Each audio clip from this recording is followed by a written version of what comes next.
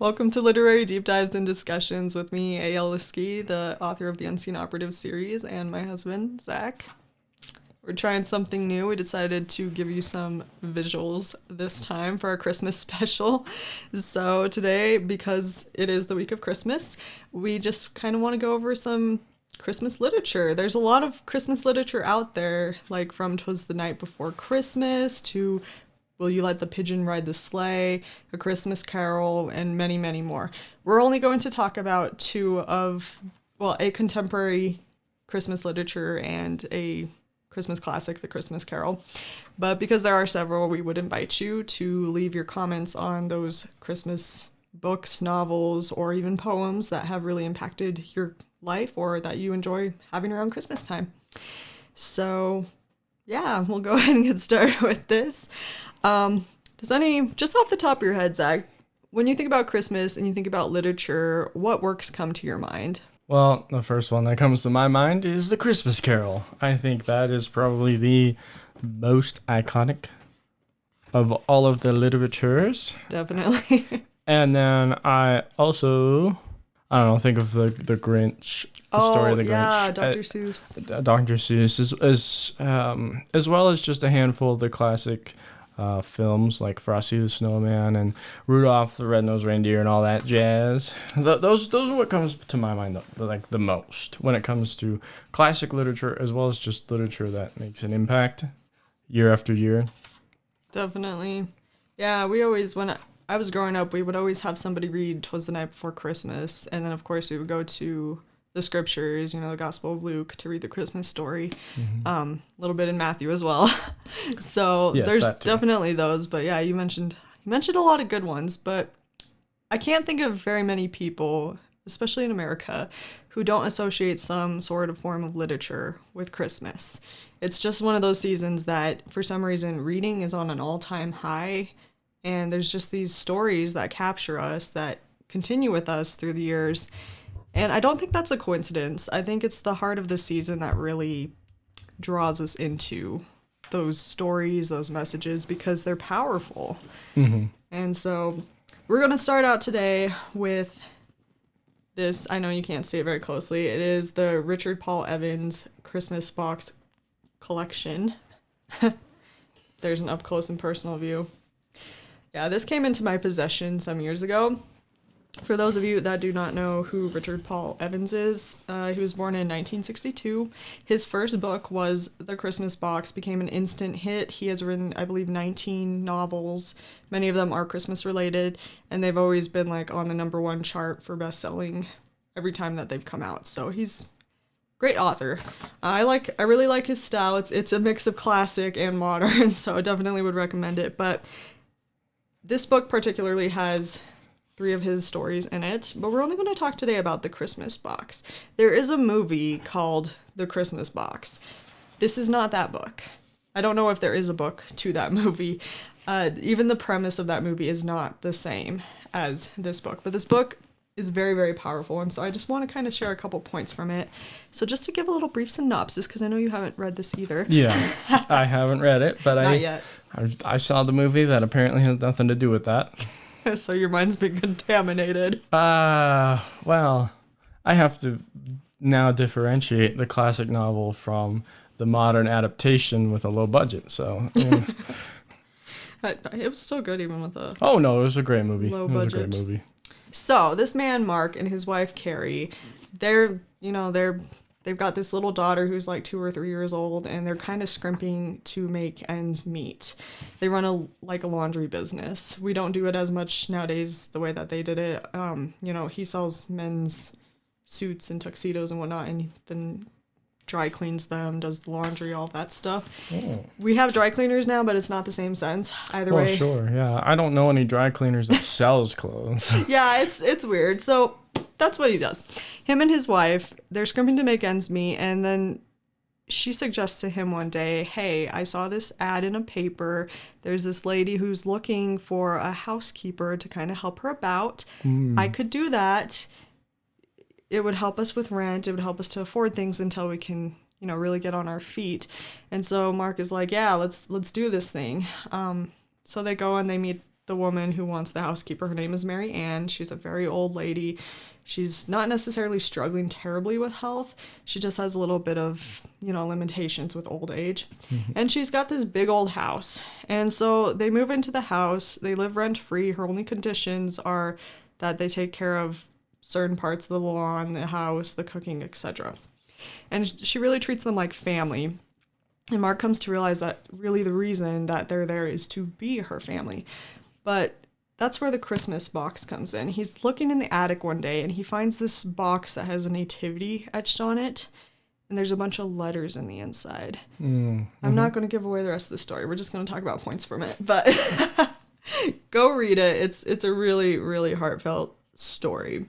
So the first thing that we're going to talk about in relation to Christmas comes from this part of the story where he's about to go off on business and his daughter asks, hey, can you stay and whatnot? And he leaves anyways. So this is what the book says. In modern business vernacular, there's a popular term, opportunity costs. The term is based on the assumption that since all resources, mainly time and money, are limited, the successful businessman weighs all ventures based on the opportunities that may be lost in the transaction. Perhaps if I had seen my daughter's longing eyes staring back at me from the gold-plated scales, I would have rethought my priorities.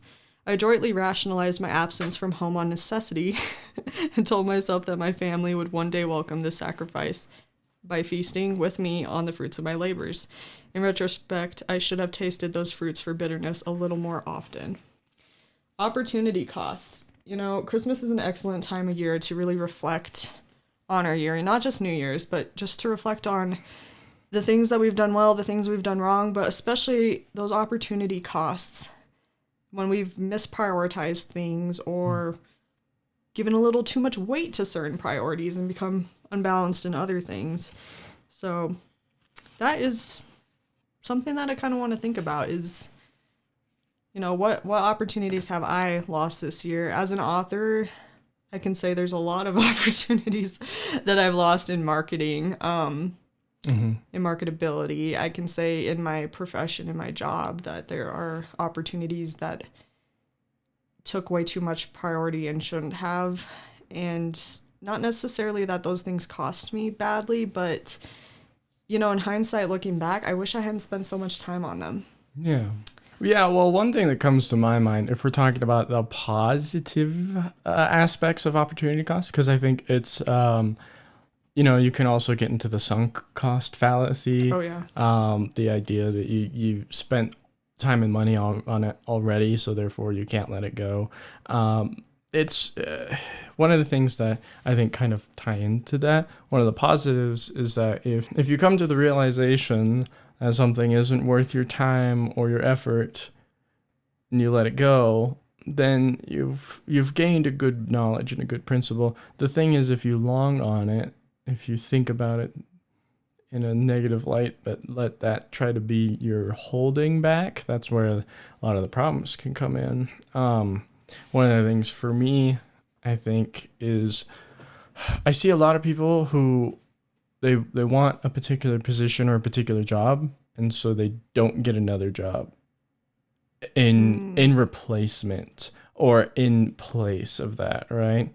Now, I know you're looking for a job, and that's not anybody want to hire me? It's not a slight on you by any means. I have other family members that are looking for jobs, and some of that is the opportunities that are available to them, and then some of that is also just their unwillingness to accept, and that's just on an individual basis, and I can't speak for anyone anyway. But for me, I think I had a little bit of that attitude when we first got married, but then I kind of realized that any job is just better than nothing, and then I just started taking jobs that were just that, until I got to a point where I have a job that I really like and that pays really well and, fits our needs for the most part.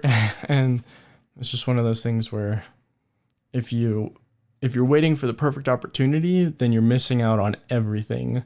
And that's kind of the point I'm trying to. Yeah. And that goes into so many areas in life. I want to get back to what you said about my job, but just going on a tangent here, especially in the romance department, so many of us are like, I shouldn't get married, I shouldn't date until like I found the one, or I don't want to, again, like you said, take a position unless this is what I'm supposed to be doing. I don't want to go to college to get a degree unless I know that that is the thing I want to be doing, because I don't want to waste my money. And so we don't do it. And we stunt our growth, kind of like what you're saying is, life is about experience. And sometimes the best way we find our purpose and the direction we need to go, the person we need to marry, etc., is by trial and error. Like, mistakes are there for our learning. They're not bad, which is kind of what I touched on. We touched on in our mistake podcast episode. But yeah, if you don't get moving to experience life, you'll never know. Brief example from my life. When I started college, I knew I wanted to be a dental hygienist. I did a year of dental hygiene school after a year and a half of vigorously trying to get into an accelerated program that only accepted 20 students nationwide. That was, it was hard, and I loved it. I loved it so much. And after a year of it, I was like, this isn't it. I don't love this enough to do it more. I don't want to just work one-on-one with a person 2 times a year or 3 times a year. I want to make a difference in people's lives. So I went to a different university and got my bachelor's in family studies and human development with an emphasis on relationships. And, I loved that degree. I learned so much from that degree. I got my job at a nonprofit from that degree, and the nonprofit worked more on the financial and entrepreneurship end of educating K through 12.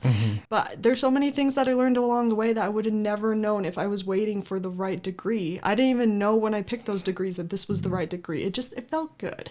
So sometimes you just got to start going, and if things don't work out, you go another way, and life is beautiful. With me ending my employment at my nonprofit job, I really wish, like, opportunity cost wise, I wish the first 2 weeks that I hadn't panicked the way I did, because I haven't been unemployed since I was 16. But I did take good opportunity at that time to really focus on my writing, and that has made a huge difference. But I wish I had calmed down a little bit those first few weeks to kind of focus on my writing more. I think my book launch would have been a lot more successful in that case. I probably would have got more out of it. But yeah, now I can learn from that for next time. Yeah, so opportunity cost, reflect on yours. Moving on. Oh, I really love this one. So because Marianne is an old lady, her senses are really affected by the weather and by just health in general. If you eat something wrong. So it's interesting, but she says, I love everything about this season, but I think the thing I love the most about Christmas is the sounds. The bells of the street corner Santa Clauses, the familiar Christmas records on the phonograph, the sweet untuned voices of Christmas carolers. And she asks Mark which of the senses he thought was most affected by Christmas. So that's our question. Which of our senses is most affected by Christmas, and why? Honestly, I probably would have to agree with her on that. The sounds of Christmas are probably number one for me, because I love Christmas carols and Christmas music.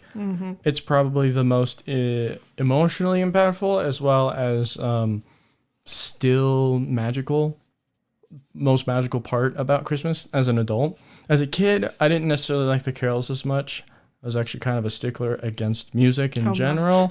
I don't know.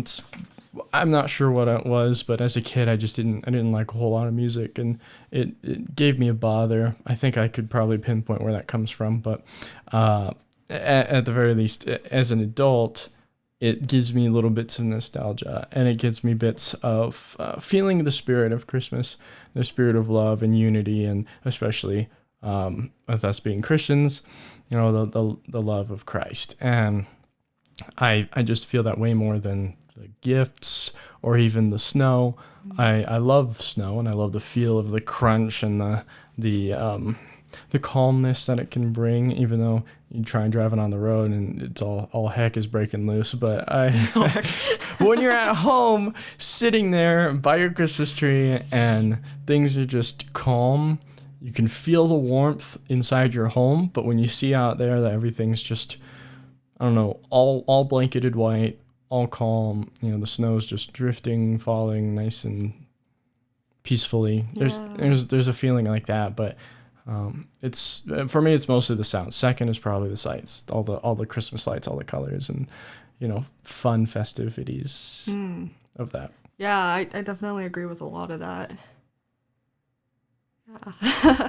For me, I guess the two, one of them being kind of ironic, that always stand out to me is the smells and then how I feel inside. Yeah.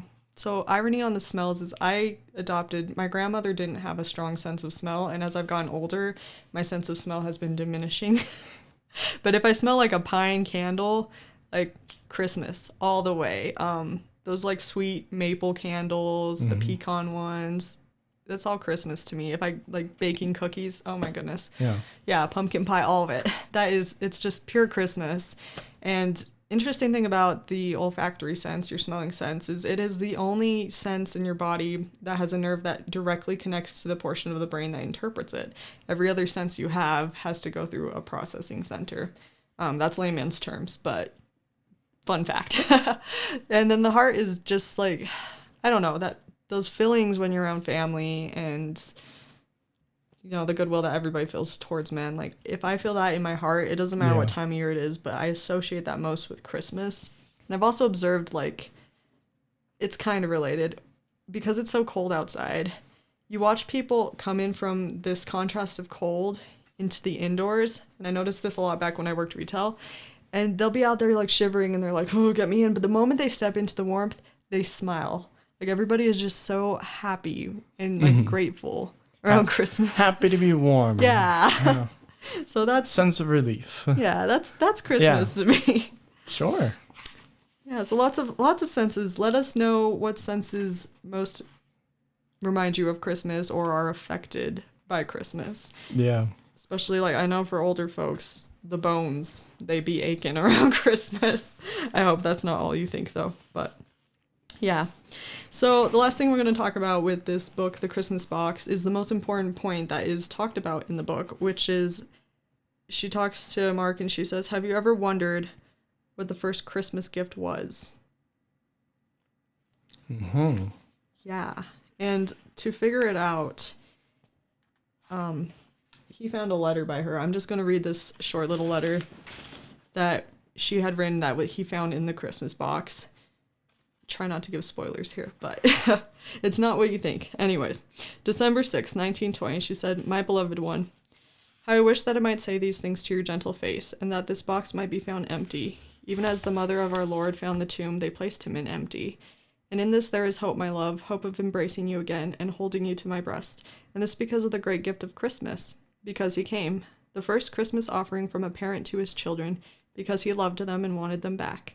I understand that in ways I never understood before, as my love for you has not waned with time, but has grown brighter with each Christmas season.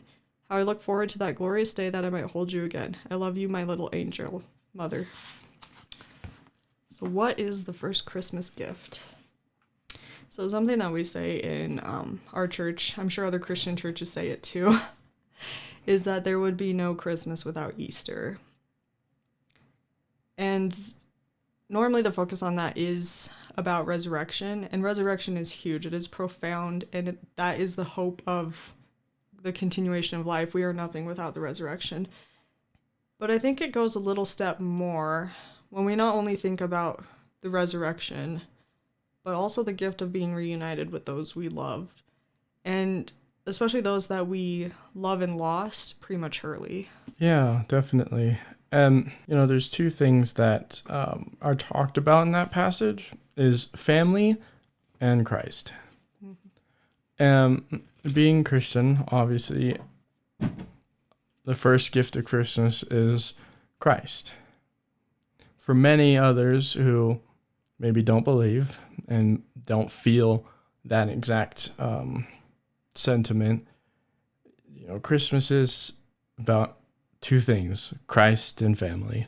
And so if you don't believe in Christ, you at the very least believe in family, and you have family or people who you consider family that gather around and spend quality time together, exchanging gifts, loving, laughing, and eating food and baking. And it's a time where many, faithful or not, gather around to be merry and to have a little bit more of that Christ-like love that we ultimately all hope for and pray for as Christians, and even as non-believers, we all want hope and we all want faith and we all want to, publish peace, because at the end of the day, that's what humans, that's what society, that's what we all want, is to find peace, love, joy, and happiness.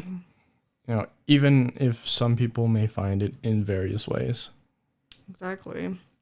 That's what it's all about. It's the first gift of Christmas. So definitely a preemptive invitation prior to the end here is consider for yourself, what is the first gift of Christmas to you?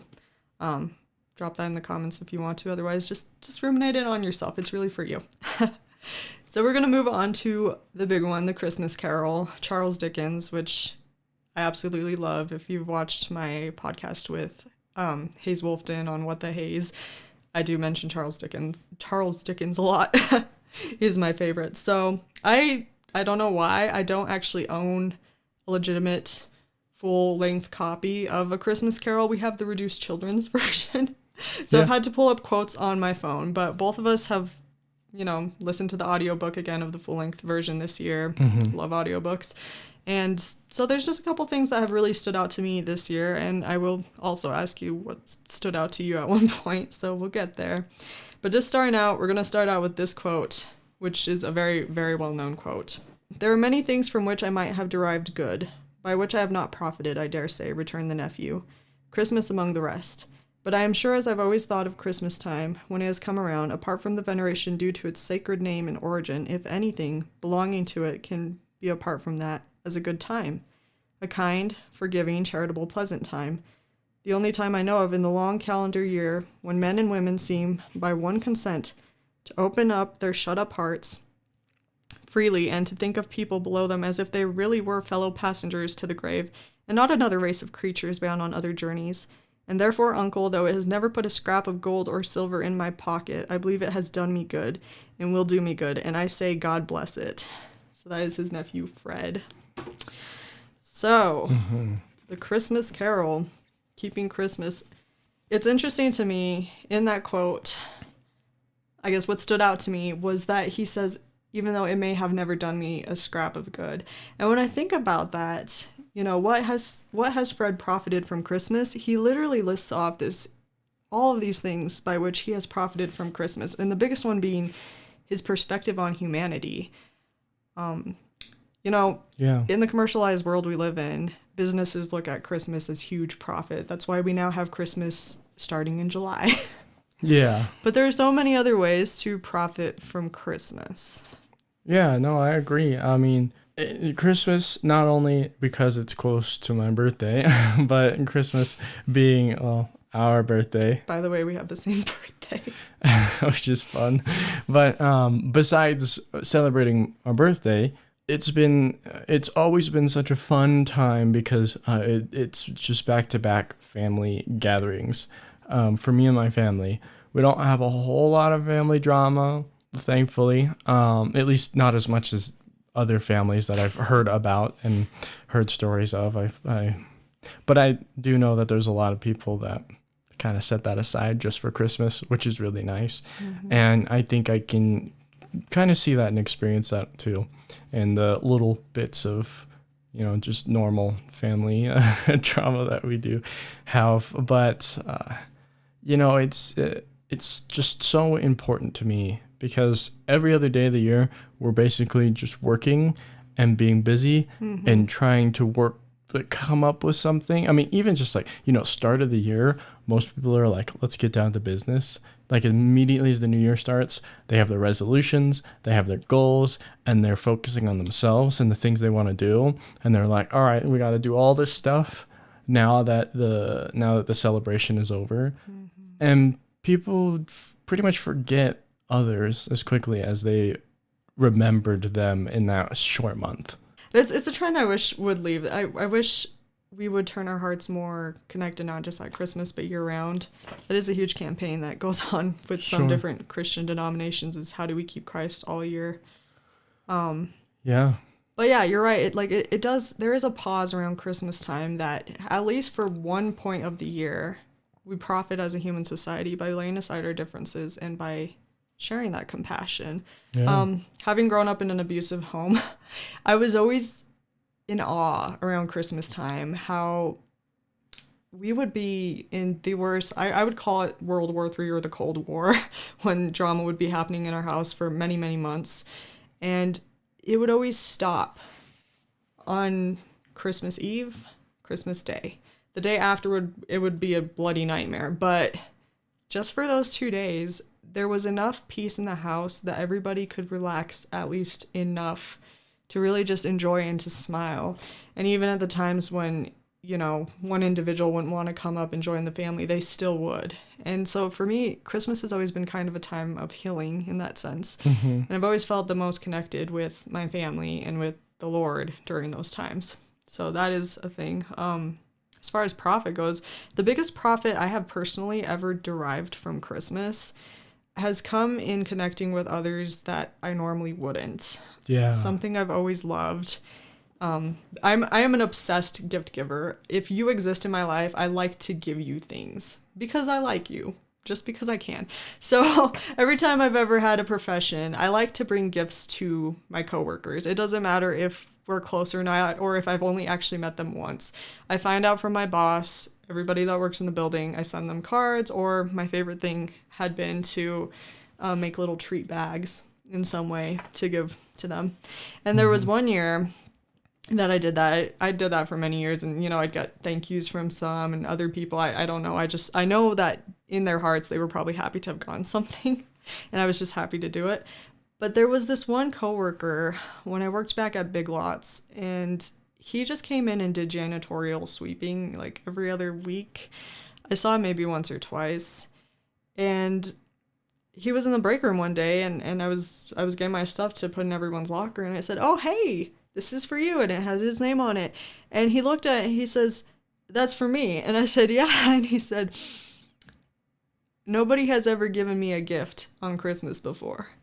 And I was like, "Really?" And I know he wasn't probably including his family, but just the way he looked on his face, he was so shocked and so delighted. And to me, that was like the best gift ever, was being able to be a little part of that person's world, to let them know that you matter. Even though I don't know you, you matter in my life. You matter in this business. You matter in this world. And so that for me is the biggest way that Christmas profits me, is being able to have those connections. Yeah, well, I mean, just to add on to that and that idea, one of my most favorite gifts that I ever gave was in the middle of summer. When me and you got together, she was working for a program that helps with after school kids, and we got together, and just before that program was ending for the rest of summer, there was a kid that was in particular need, and it wasn't anything but special, really. Like it wasn't like he needed clothes, it wasn't like he needed food, but we put together a little Pokemon kind of gift basket.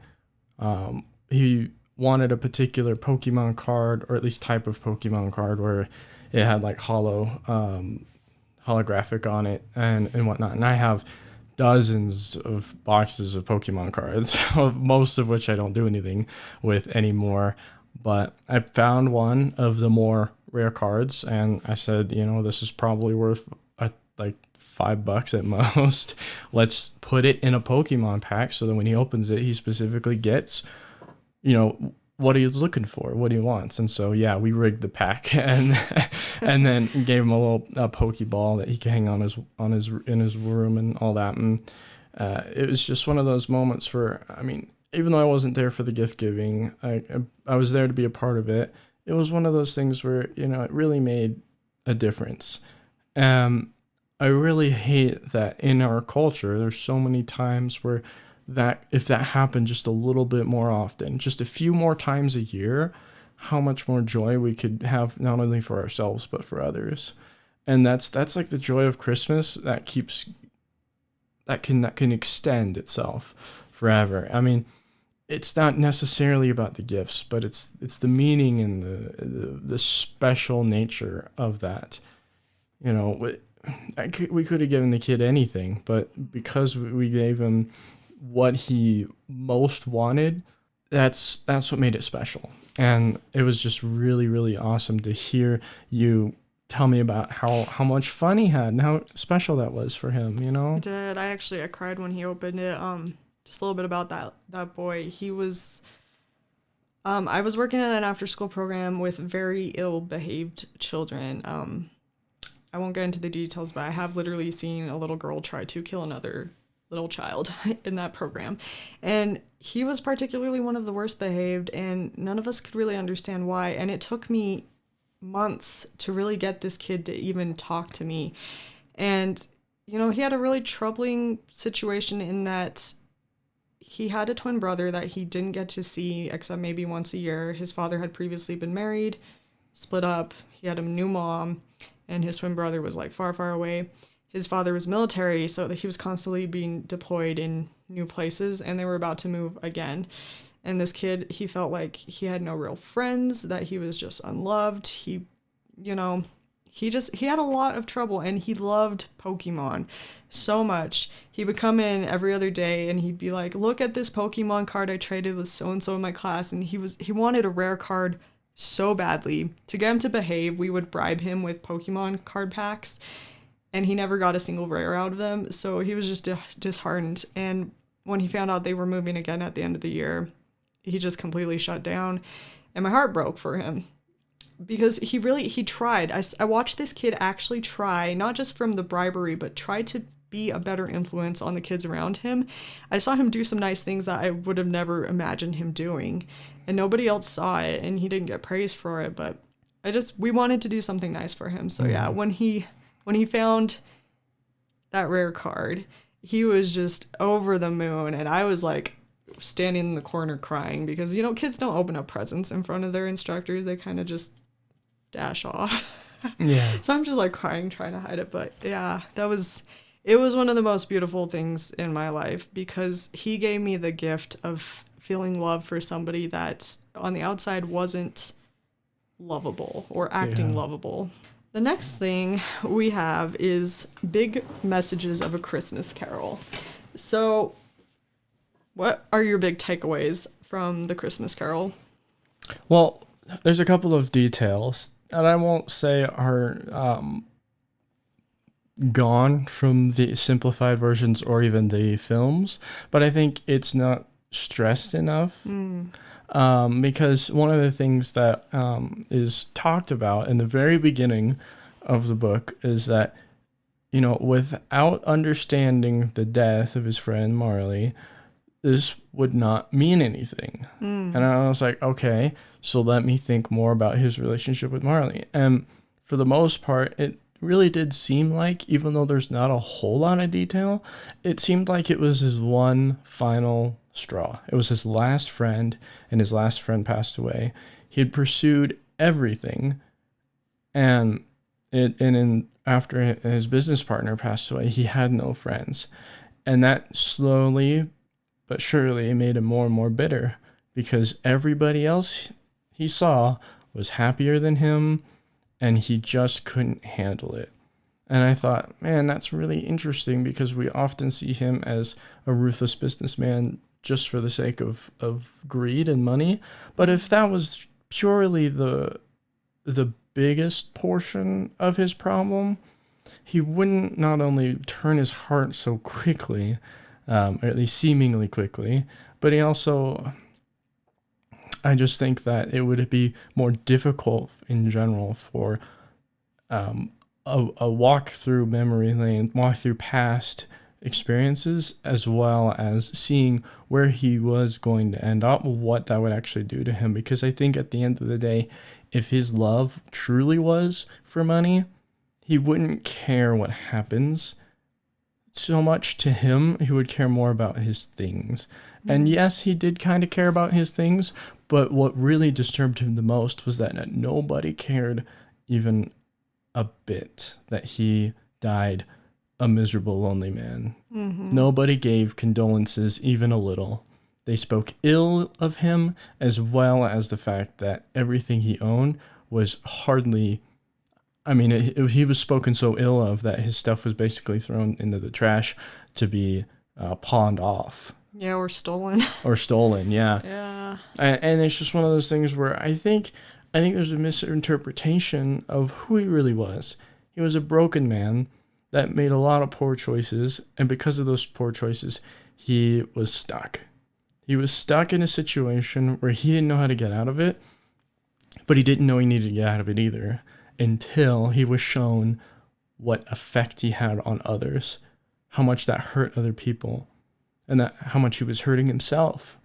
Because, you know, at his age, he likely didn't have a whole lot long left to live anyway in that day and age. And so he didn't just snap out of it, and he didn't lose his love for money necessarily. What he did was he found a love for the common man. Yeah. No, that is something I hadn't really thought about, but that's what stood out to me the most, because there was such a strong emphasis in the audiobook. Yeah. In the writing, I was like, well, this whole story is because of Marley. I'm like, well, Marley shows up as a ghost, and yeah, he stresses that he's gonna end up like him. If Scrooge doesn't change, he's gonna end up like Marley, and Marley is forced to wander, you know, the entirety of the earth essentially, because he never experienced anything outside of work.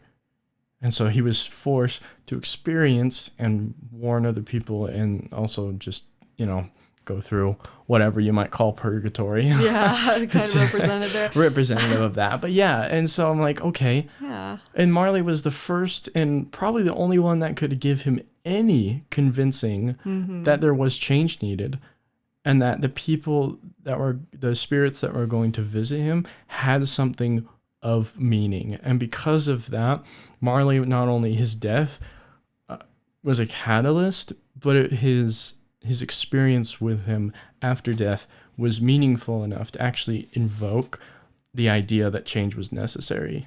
Exactly. Very, very true. You know, I think as readers and in general, especially the way that the Christmas Carol is portrayed, we don't really consider those prior circumstances. We don't like, as a human race, to really consider what mourning is like and how it looks differently for everybody. And we don't give enough attention to loneliness. I've worked with a lot of geriatrics over the years, and I've loved a lot of old folks, and loneliness is the most pervasive problem that they face. And a lot of folks don't understand that, because you're like, hey, just go to an old person's home, you'll be surrounded by people. You can be surrounded by as many people as you can count and still be pervasively lonely if nobody actually knows you or cares to know you. And so like that, like you sharing that has given me a new perspective on Scrooge, because I've experienced pervasive loneliness at times in my life, and knowing that pain, like it opens my heart to more compassion for him. So yeah, very good point. Well, I mean, another thing too is when you talk about the loneliness factor, I think a lot of individuals see those who are geriatric or quite a bit older that have trouble getting around and doing their own thing. They have to be taken care of. I think a lot of people see them as like really miserable or intimidating. And I think that really just comes from, you know, mourning the loss of self as well as loneliness. You know, Scrooge's biggest issue was the fact that he was basically forced to be alone, and for 7 years he became more and more embittered, thinking that there wasn't good in the world. But when he was reintroduced to the idea that good's not only in the world, but that he could be that good, you know, that's what really changed. And so if we go and we visit old folks and we give them something to love, they will still be more loving. Like if we love them, they'll be more loving. They'll be more open. They'll have more of a life to live. It's one of the nice things about going and serving and helping those who don't have a whole lot or need just a helping hand or a listening ear. It's because they get joy from one thing that so many people take advantage of, is that social interaction. Very much. And I mean, I'm biased, but I think old people make the best friends. They have so much perspective and so much life and animation in them that it's so much more real to talk to them than like my peers. As a person with physical limitations, I also find I'm more connected to them. It's a lonely world when people don't understand what it's like for your body to no longer just do what you want it to do. Like, I want to move my pinky and it's not moving. It seems a simple thing until you can't do it anymore. Yeah. So there's a lot of factors into that. That is a powerful point. And it kind of matches with some that I'm going to make. Yeah. So the first thing that always gets me, and this is one that's gone me for years, is that when we think of Ebenezer Scrooge, we immediately think that he's this cranky, terrible person. And if that is your way of thinking, you miss the entire story. Scrooge changes. Like, that is the entire point, is that Scrooge started off one way and he became a different way. So when we think about Scrooge, why are we looking at what he was instead of what he becomes? Yeah. Because we don't want to look at each other that way. And, you know, an interesting thing is his name Ebenezer. It actually means stone of help. So like Samuel, he set up a stone in the Old Testament and he said, "This day the Lord has helped us." And it was called Ebenezer. So Yeah. it's just funny how we throw away the main points of these stories because of an easy portrayal. Like even the Grinch. Yeah, I was gonna say I that, love the Grinch, but I love the Grinch because, you know, his heart grows 3 times and he's super strong and he's green and he's funny. But Yeah. he changes, and you don't look at him like there's all these decorations of him now and him on a tree, and you don't see him stealing the things. No. You see him putting them back or like embracing the Christmas spirit. Yeah, that's that's one thing I really love about a lot of Grinch Christmas decorations. Even though there are some of him being a naughty boy, that sounds weird out saying out loud, but there's also a lot where he's wearing Christmas hats and he's, you know, eating candy and, you know, having his funny Grinchy face, all smiley. It's supposed to be kind of evil, I guess, kind of that evil smile. It looks like a chickpea. That people like, but you know, that is the point. That's one thing I was going to mention, is like the same thing with the Grinch. People see Grinch as the Grinch that's stealing Christmas, and I almost wish that the story title was The Grinch That Saved Christmas or something like that, rather than stole, because yes, he does steal it, but because he stole it, he learns from his mistakes and then not only puts Christmas back, but makes Christmas better through his unique generosity and love and enthusiasm. And that's the same thing with Scrooge. Everybody thinks of Scrooge and not the Ebenezer, the helping hand. Yeah. Tiny Tim lives because of his efforts. He saw that if he didn't intervene, Tiny Tim would have died. And that really hurt him, because he already saw so many other people either leave his life or pass away, and he couldn't do a thing about it. And that made him bitter. But then when he saw that he could make a difference and that Tiny Tim could live and that others could be helped that were suffering, you know, he's reverting the suffering that he realized that he was causing if he didn't change. Exactly. So the Christmas Carol, the Grinch, these are redemption arc stories, Mm-hmm. and they really ought to be put as that. Like, how often do we actually consider that the Christmas Carol is called a Christmas Carol and not Ebenezer Scrooge? Like, Yeah. a carol, original caroling, it comes from Christianity. It is a song of praise. It is a song of worship. Yeah. And the Christmas Carol is that praise, that Ebenezer that he is raising to God, because in his heart he has been changed. Like the prodigal son and his brother both had to change. So that's going to go into my next point as well. But before that, do you have any other major points? No, that's what mostly stood out to me. I really love in this conversation. Super. Okay. So this is my big number one take for this year.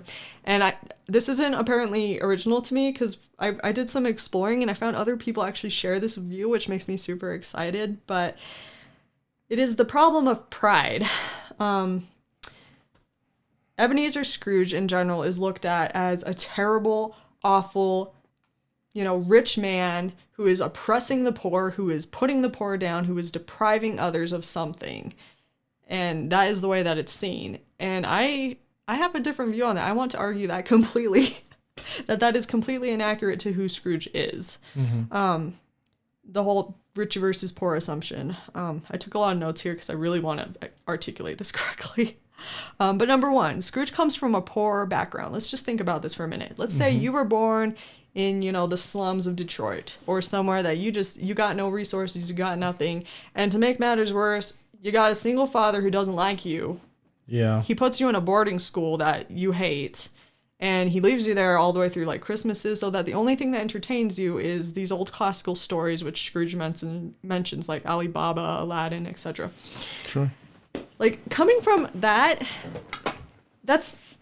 it's awful to have a neglectful parent. I mean, I had an abusive father, but his father was neglectful. And yes, there was a change, but by then he was about to become an adult.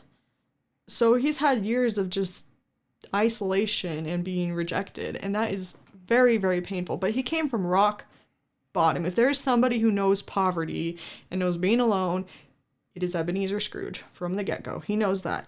And what does he do? He gets this chance to change, and he comes under the apprenticeship of Fezziwig, and he becomes a very changed man at that point. He sees, he enjoys a lot of fun. He sees gatherings, but at the same time, there's still that traumatic past. Yeah. And as I've talked about in my Mark episode, those things don't leave you. They still fester in you, and they fester in you again. So we don't actually know if Ebenezer Scrooge ever had the opportunity to form healthy trust relationships outside of that apprenticeship.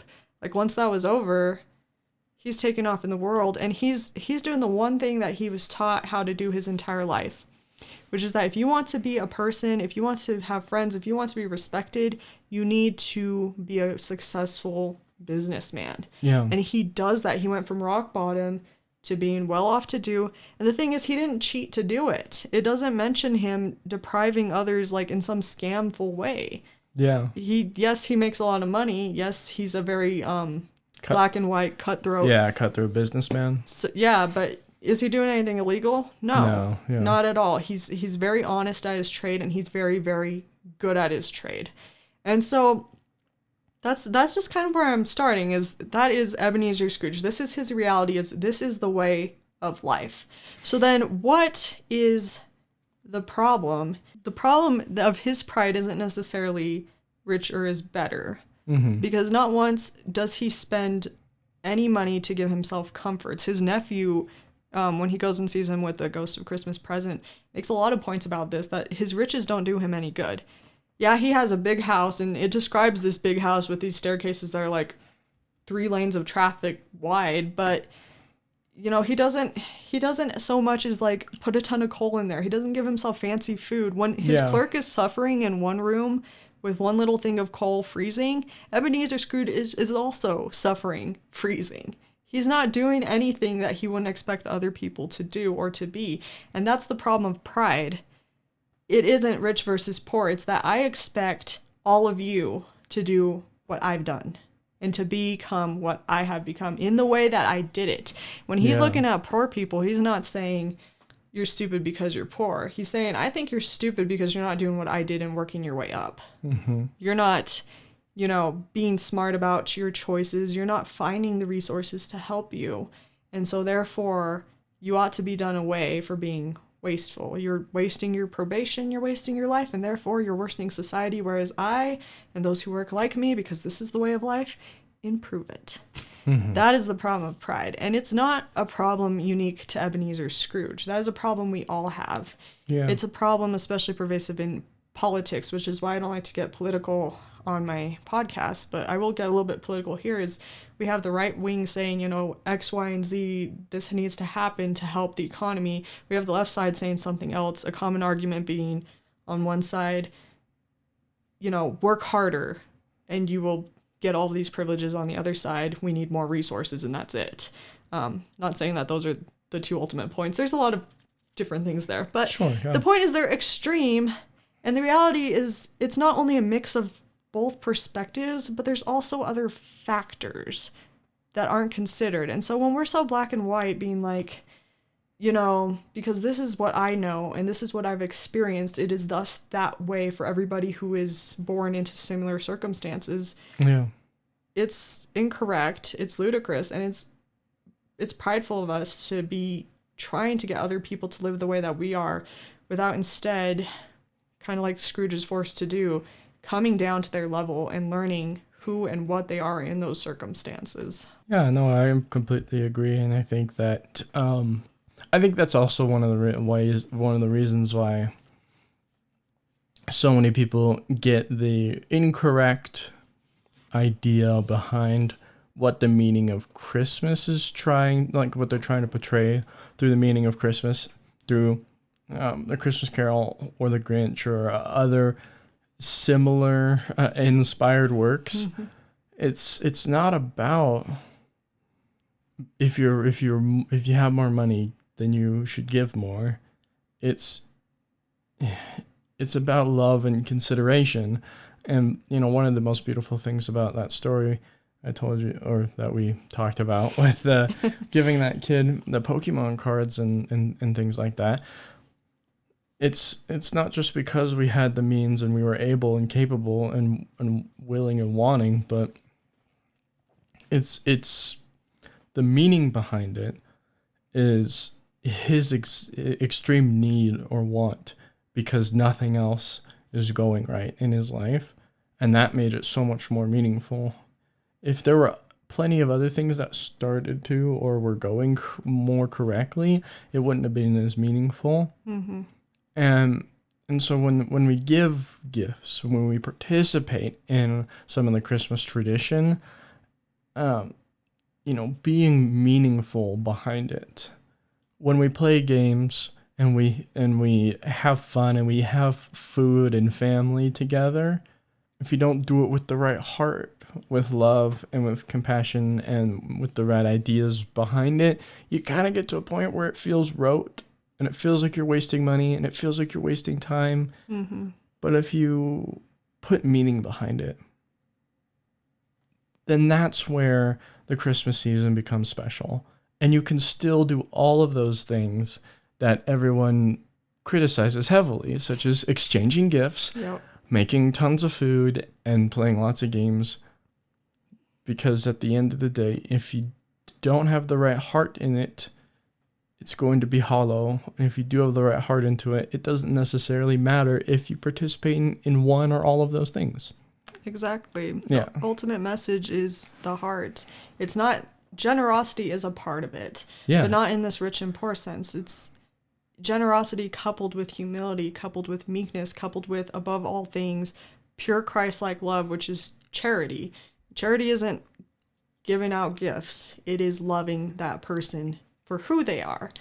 You don't have to agree with a person. You don't have to agree with how they handle their circumstances. But if you can look at a person and actually see who this person is, as somebody's child, as somebody's friend, as somebody with this astronomical potential, as somebody who has feelings and dreams and desires and is trying their best to do what's right as best they know how with whatever limited knowledge they have, if you can really see that person, care about that person, that's what makes a difference in this world. And that's what Ebenezer Scrooge was missing and came to see, was these precious people. When you can see people, you can then see your purpose. Now I can help Tiny Tim because I see Tiny Tim.